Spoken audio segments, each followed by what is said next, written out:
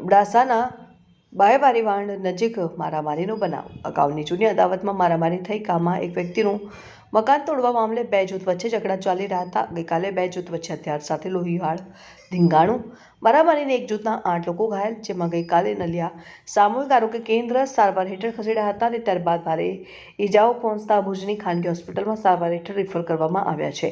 એક વ્યક્તિની હાલત ગંભીર છે. સમગ્ર મામલે નલિયા પોલીસને જાણ કરાઈ. જત સુલેમાન બેગ મામદ, ગામ બાઈવારી વાન, તાલુકો અબડાસો. ઘટના હતી અને કઈ બાબતે આ ઘટનામાં એવું હતું કે જે મેન રીઝન એ જ હતો કે પહેલા મકાન તોડ્યો હતો મામદ લુવાર. એનામાં અમને કીધું અમને સપોર્ટ આપો. એ રેકર્ડમાં ચડેલું મકાન હતું, છતાં એને કાંઈ મંજૂરી ન લીધી, બિના તોડી નાખ્યો. પછી અમને કીધું સાથ આપો, તો અમે ખોટામાં ના પાડી.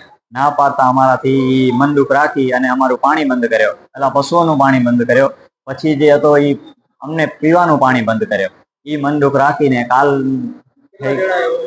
એ 50 થી 60 જણાએ હુમલો કર્યો હતો.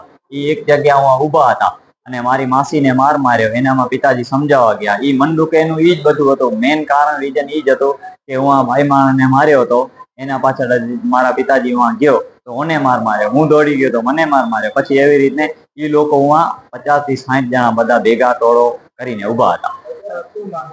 મારી માંગ એ છે કે આના ઉપર કાયદેસરની કાર્યવાહી થાય, જેટલું બને એટલો જલ્દી આ આરોપીઓ ગ્રેપ્તાર થાય, એ મારી માંગણી છે.